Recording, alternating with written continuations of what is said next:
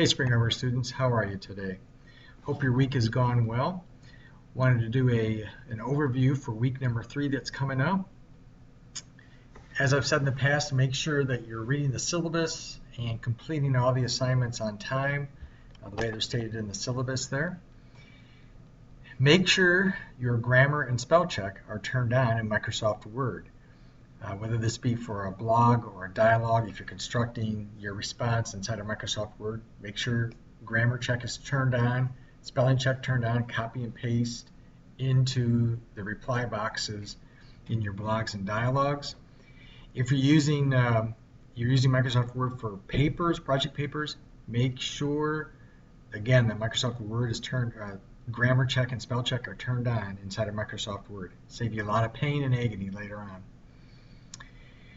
About the APA manual and the APA formatting that's required, make sure that you're following, especially for references, make sure you're following for in Chapter 6 of the APA manual. Not just for references, but actually for all of your writing. The APA manual is very prescriptive. It's very detailed and rigid.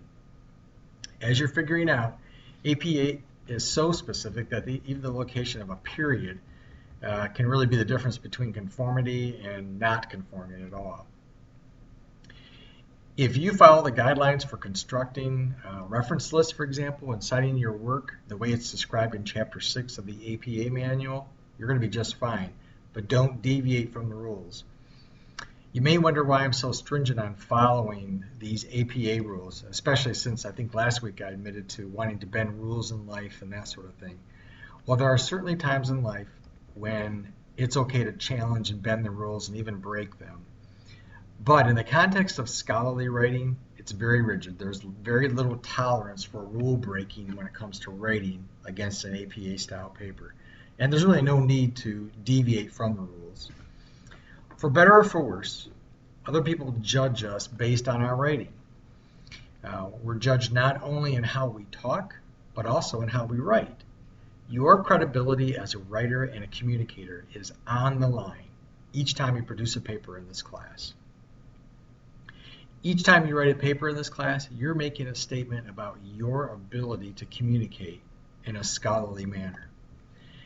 I know that each time I write a research paper on a subject, I'm being judged based on those black words on white paper. Given that some people will not agree with my opinions and views, I'm okay with that. But they should never be able to argue with me about format and the rules of writing. So I want to take that off the table and remove that as something that they can pick at. I don't want my lack of conformance to APA writing rules to be the reason that someone's not going to read my paper. Simply stated, to gain instant credibility in the eyes of your readers, follow the rules of APA writing. It is really that simple. Credibility is the reason you must follow APA rules when you're writing scholarly papers. Okay, this week, there's a number of research articles that you have to read, and they're stated in the syllabus. It's in addition to the text. I want to talk for a moment about how you read scholarly articles and text, because reading scholarly articles and text is not the same way that you would read a novel, for example. First, I'd highly recommend that you print off the articles so you can read and make notes on them as you go. I know that in a day of environmental consciousness and technology, that may be an unpopular view to print something out and actually read it in front of you in paper. For me, and maybe for you, I think better with a pen in my hand as I can make notes on the paper that I'm looking at. Technology doesn't always allow me to do that. So if that's helpful to you, print it out and just use the paper, make notes on it. Okay, about the textbooks and reading those scholarly books, unless you're going to sell your textbooks back, mark in it, dog-ear the pages, underline and highlight, make the book work for you. When you read scholarly articles, start by scanning the article from front to back. Take notes on how the article is generally organized. Just kind of note, as the up front should be the introduction, the end should be the conclusion, the middle part should be an outline of how the author attacks his particular or her particular problem. Use Google search to find the author's name. Google the author's name. See if you can find out what the author writes about generally. What's their area of interest? Taking this step helps build background or context about the author as you read his or her work. Next, read the reference section in the back of the article.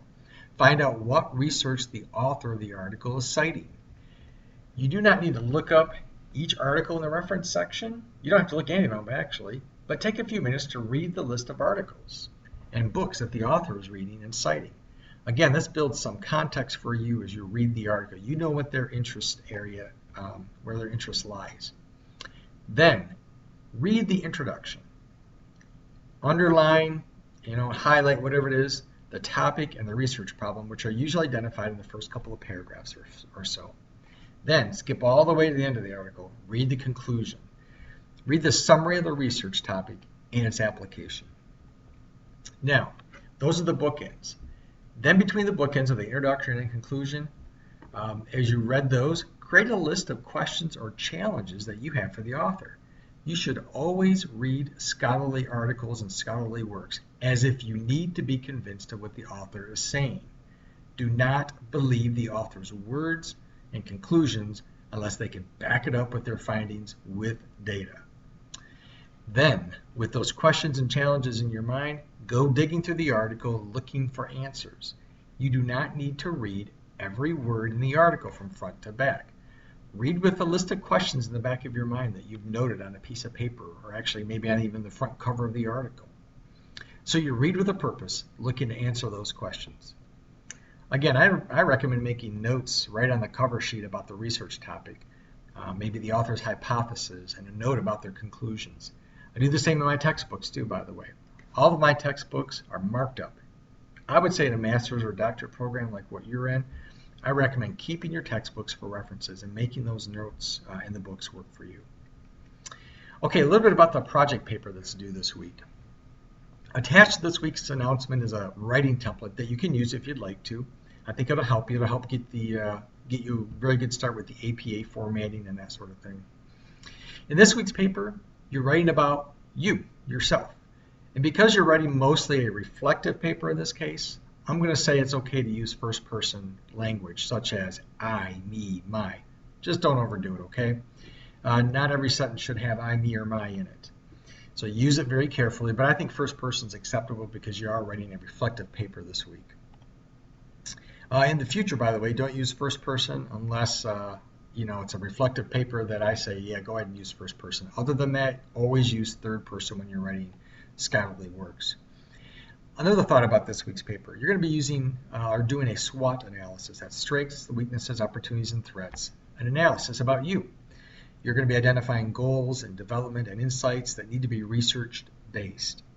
For example, if you determine that one of your development areas is, maybe it's a topic of understanding the finances of your company, then you should find a scholarly article about how to understand financial reports, or maybe the benefits of reading financial reports. Connect it to your company. Connect that scholarly work to your company. Based on your SWOT analysis, the goals, development, and insights, you need to find 5 scholarly articles according to the syllabus. Cite the articles in the body of your work, and then make sure they go in your reference section on your paper.